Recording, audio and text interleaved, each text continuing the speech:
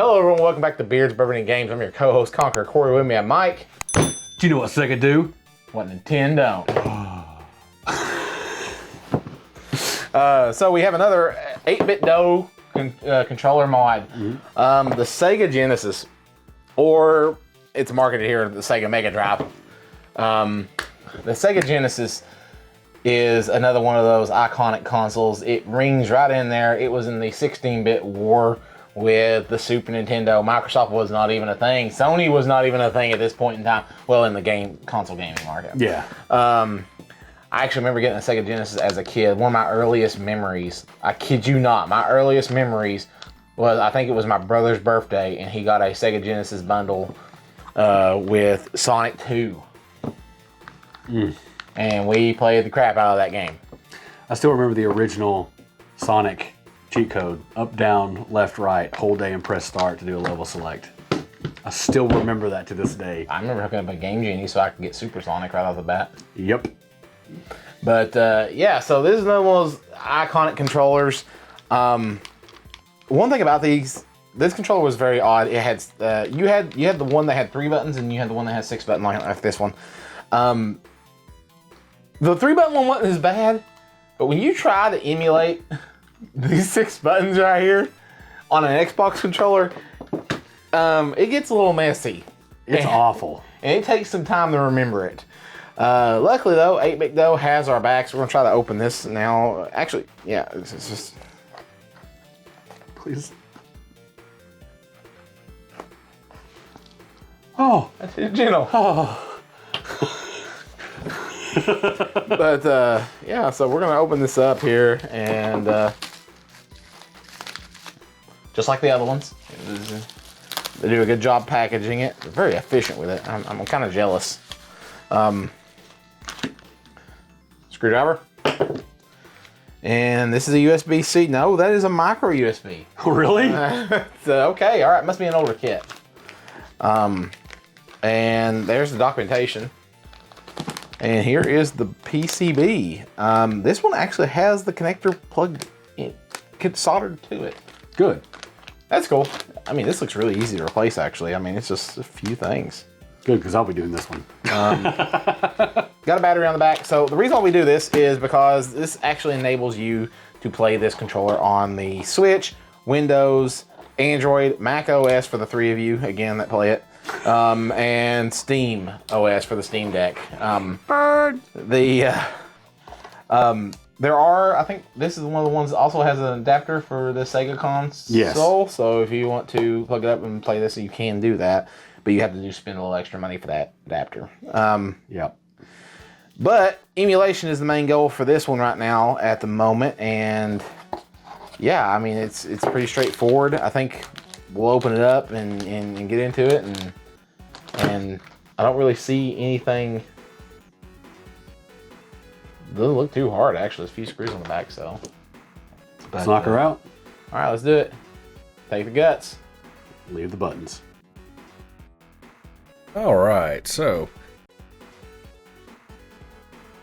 good news is this is not a very difficult one at all. This is probably the easiest of the 3 that we've done. Just kind of making sure all the buttons actually click on this. I'll pull up the instruction, take a quick look, think I've memorized them, you know, kind of the usual stuff.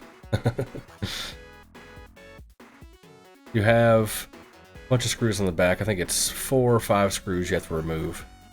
They are all the same length, so no need to remember where they go. They just take them out and put them aside. Back pops off. You want to remove these membranes again. What I'm going to do first off is I'm going to clean this thing like I have done with every single other one we've done. The reason being is because these things just get nasty. They get so nasty, it's just not even funny. Especially on these Sega controllers, there is a bunch of extra crevices for these things to hide in. So we grab the Windex, start giving it a good rub down. Take our little poker we have, and we kind of clean inside there. Scraping all that excess extra skin out. Blech. Also do a nice cleanup of the buttons.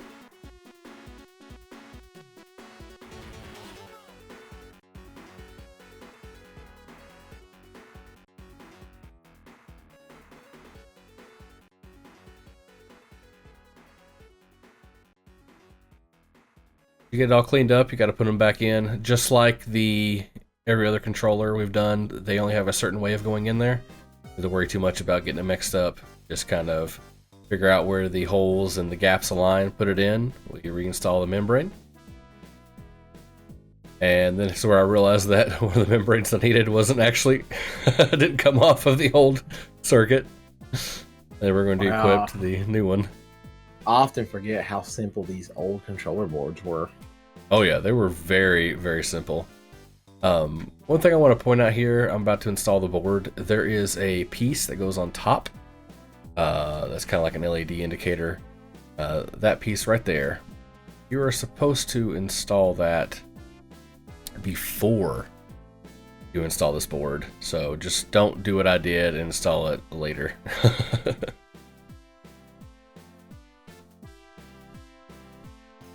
Snaps back together. Just do a quick button check like I just did. Make sure everything's good. Put your screws back in. Quick, easy, and painless. Wow. Yeah, it's kind of crazy how easy this was. Not only that, the cable that comes with this one is a micro cable, so it's not a proprietary cable like the PlayStation was. So if you do lose this one, you're not as in much trouble as you would be with the PlayStation version. That's good. There's no excuse not to have a USB cable nowadays. Oh yeah. I will say it was a little hard to get in there the first time, but once I actually got it connected, it was fine. How was that one? This one was the easiest out of every single one we've done. It was just pop it open, pull the thing out. Again, cleaning it takes a while, as you saw in the video. It takes a hot minute. But this one was really easy. The button combinations on this to get to sync up to different devices is a lot different. Again, make sure you keep that little piece of paper. Normally we joke about throwing the paper around and we don't need instructions. You need the instructions with these. It's pretty important. So, as you can see, Corey's playing Sonic Spinball on it right now, and how's the response? Pretty good. Like I guess it's not the best game, but it's responding. And like I said, this game's kind of hard because it's a little bit slower. And it lagged so bad, and I'm really horrible at this. Someone's got to be. Might as well be you. All right.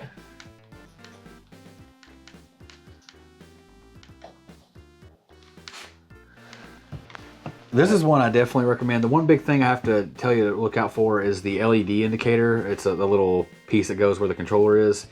You're supposed to put that in first before you put the board in. You'll notice in the video that I messed that up, so I had to like pull it up and push it in there. But it's not too hard to do that, but just kind of be on the lookout for it. Again, when you're cleaning these things, the old controllers have a bunch of dead skin cells everywhere in them, so just take the time. Use some Windex, clean the sucker out. But again, this is another one from 8BitDo that I am super happy with. If I want to play any Sega games, I'll link it up to my computer and start playing it. We're using the RetroPie again with the 8BitDo's brick they sent a couple of their first controllers with. And it's working great. As you can see, Corey's just flying through, messing up. Actually, I haven't been paying attention. Is he messing up? Nope. He's doing good. Look at him go. Nope. I keep getting into the thing.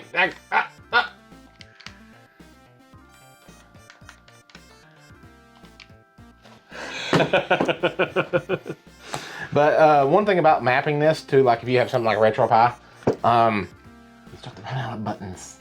Like this had C had to be A, B actually got to be B, which is cool.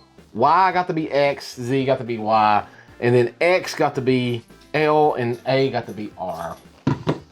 So what I probably wouldn't be good for anything that's not Sega emulation. Right. But now that's just standard RetroPie mappings. I'm sure if you get dedicated, you're on PC and you get dedicated Sega emulators, you'll map all those buttons in it. You know, I would definitely recommend this, especially if you're a huge Sega fan on PC. Just choice. But yeah, I mean. So like gaming retro with the retro gaming controller, you know, just like we've been saying the last couple of these we've done. This is our third one that we've done, and I've not been disappointed. I got one more. Well, as always, I'm your co-host Mike, and with me was Conquer Corey. And we'll see See ya. ya.